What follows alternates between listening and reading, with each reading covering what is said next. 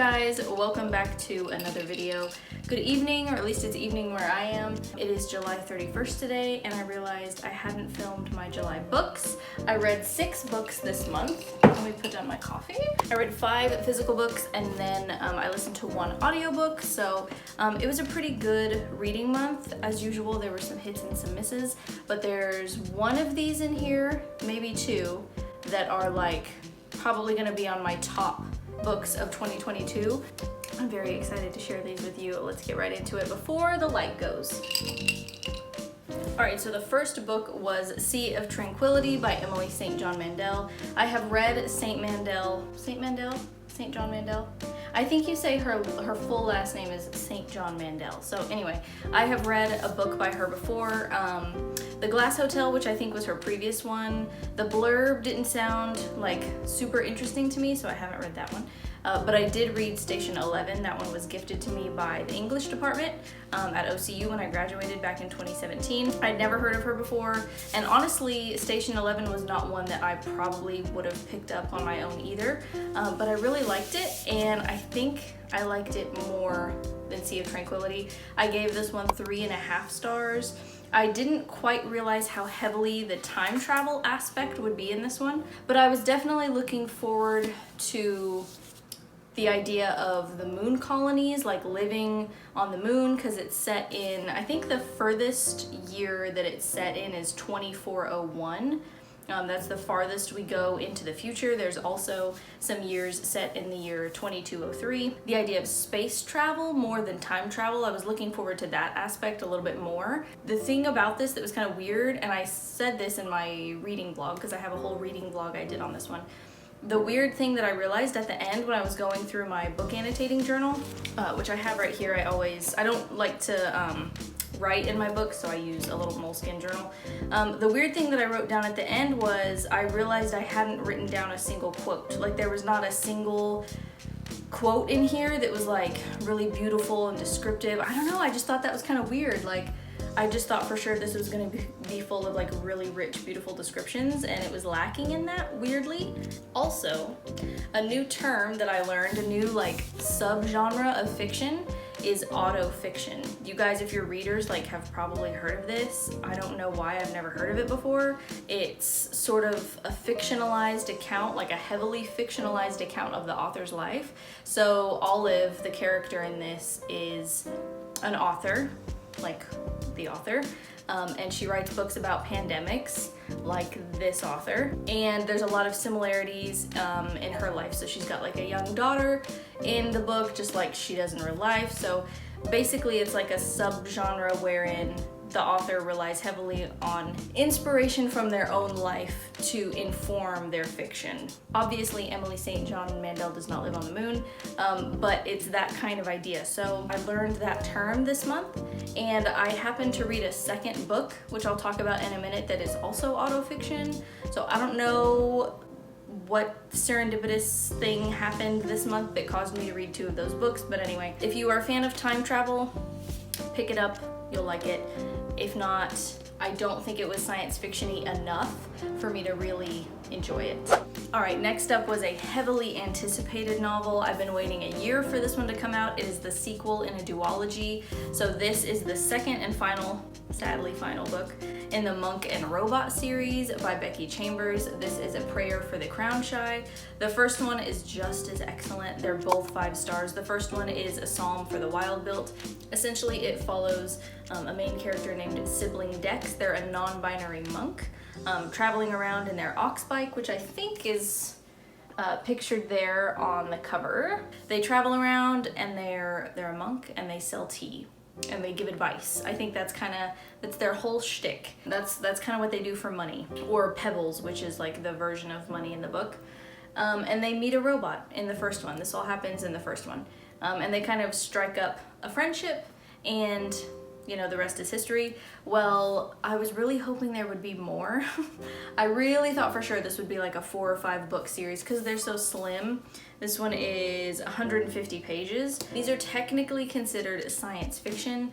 I would say they're soft sci-fi. There's nothing really technical in them. So if you're someone who doesn't like science talk, seriously read these. I would say everybody should. It feels a lot more like just regular fiction with a robot kind of thrown in the mix. There is something about these books, something about Becky Chambers' writing that is so calming.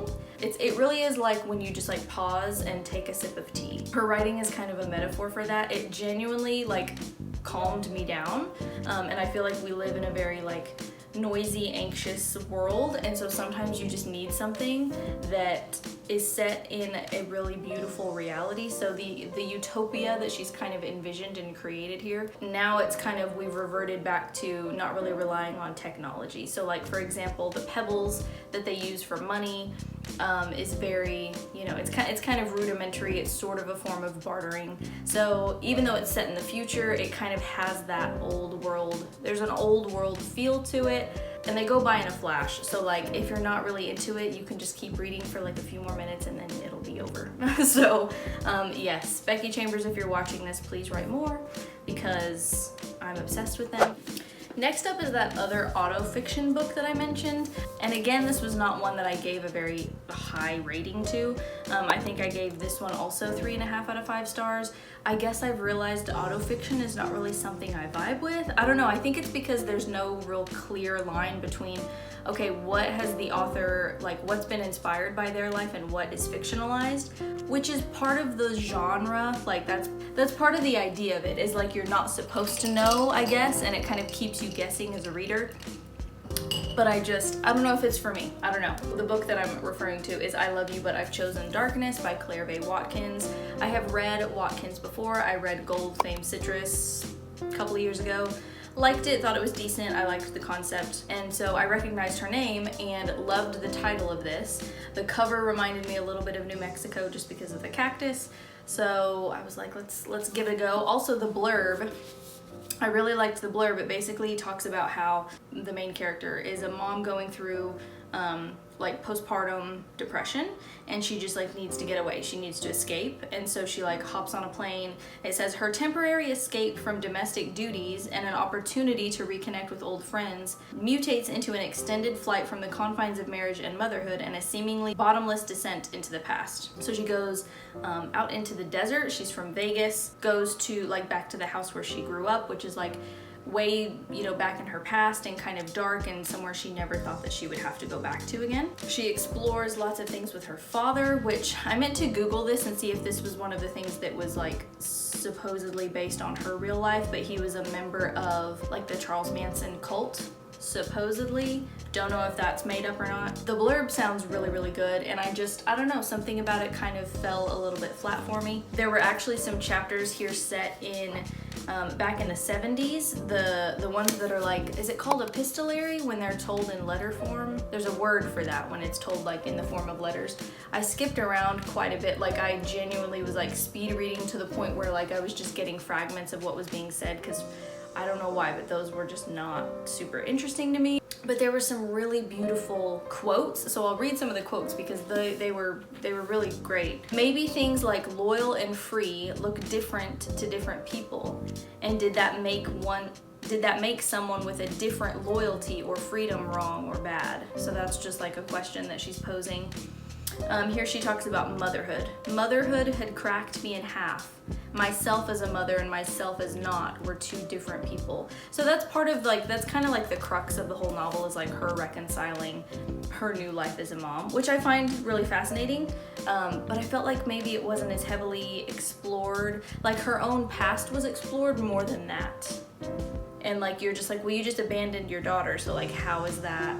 You know, it's like she's trying to go back and be who she was before she was a parent. So I feel like if you're a parent, like a new mom or a new dad, and that's something that you're struggling with, is like, who am I as a parent, as part of that as my identity, you'll probably get more out of it than I did. Maybe because I'm not a parent, that's why I didn't really get much out of it. Yeah, it wasn't bad, but it wasn't great. here we are, back in the same spot. I think I got through 3 books, is that correct? So I think I was right at the point of talking about the short story collection that I read this month. I like to read a short story collection every now and then because it kind of switches up. I don't want to say the mundanity of reading fiction all the time because I love fiction, but it is nice to switch things up every now and then. So I read Shit Cassandra Saw by Gwen E. Kirby. This actually was one that I picked up just on the shelf. I had not seen this online. Normally when I'm in the bookstore, the things that I gravitate towards are the covers that I recognize.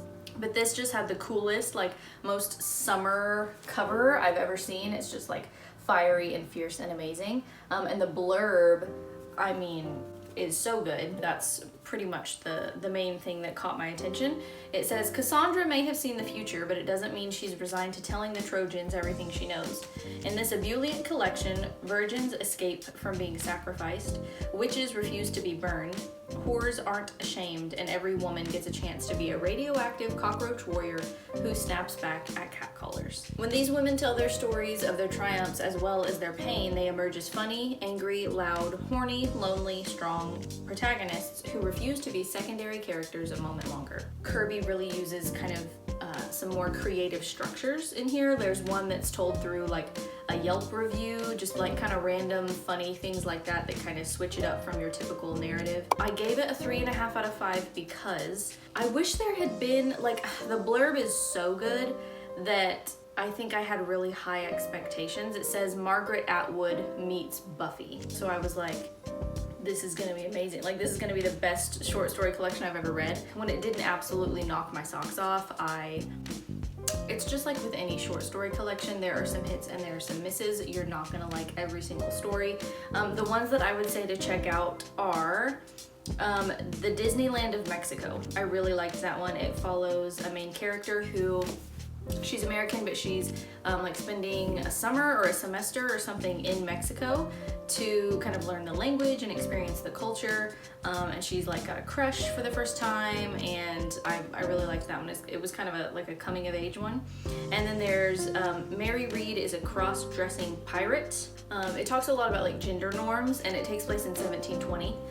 So a very different time. Yeah, there were definitely some ones in here I don't even recall because they just weren't really all that memorable, but bottom line, if you want something that is told from female perspectives and focuses on female characters, this is for you. All right, next up was one I actually listened to the audiobook of because the freaking book was on hold for so long at my local library that by the time it came in, I had already finished the audiobook. But that is Francesca Equiasi's Butter Honey Pig Bread.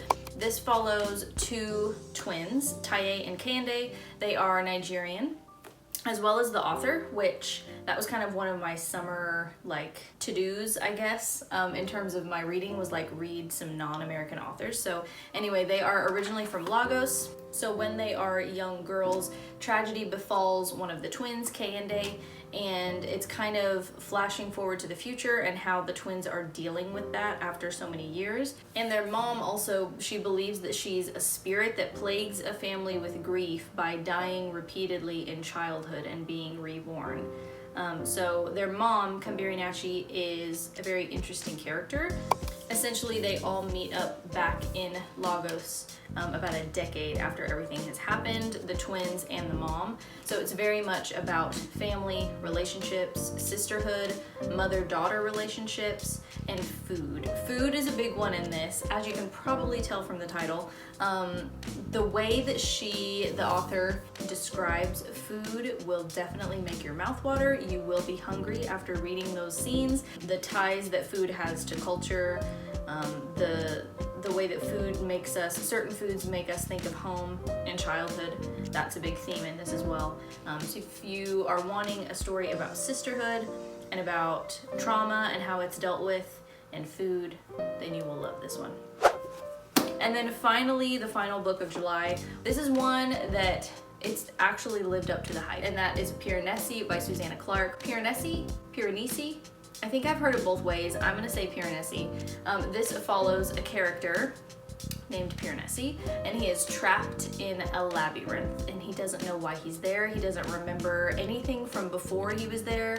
and he knows it very, very well. I wish there had been a map. That's the only little caveat about this book that I wish had been different. There should have been a map of the house. He calls it the house, capital H. He mostly just calls them halls, but then there are vestibules, I guess, like where the halls meet. I'm not really sure.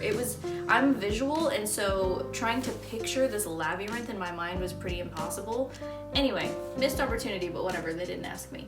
So the only other person who is there with Piranesi in the labyrinth is a man simply known as the Other. He doesn't know his name, he doesn't know his backstory, and he only shows up a couple times a week, and they meet and they talk. She gives you enough little breadcrumbs to keep you turning pages, and by I would say the last quarter of it, I was like, it was the textbook definition of a page turner, because I was like definitely ready to find out what's going on. I think my favorite part was the fact that she actually explains everything by the end. Like, I really wasn't left with any questions. I feel like a lot of authors are like, no, like it could be a metaphor, or you kind of, as the reader, are sort of left to, you know, interpret it your own way. And I feel like that's kind of a cop-out sometimes for an author, just not having to explain why they wrote something. And she definitely goes into every little detail about why he is there, what this place really is it real, is it not real? All those loose ends are really tied up at the end really nicely. So yes, it's worth the hype, it is worth the read, the hype is real, read it, it's a 5 stars, definitely worth your time. Alrighty guys, that is all I have for you. Those are the 6 books that I read in July. As always, let me know what you guys read in July, what was your favorite read of the month, and what are you reading for August, because I would love to know. I'm definitely gonna film a autumn TBR pretty soon. Yeah, thank you guys for watching, and I will see you next time. Bye.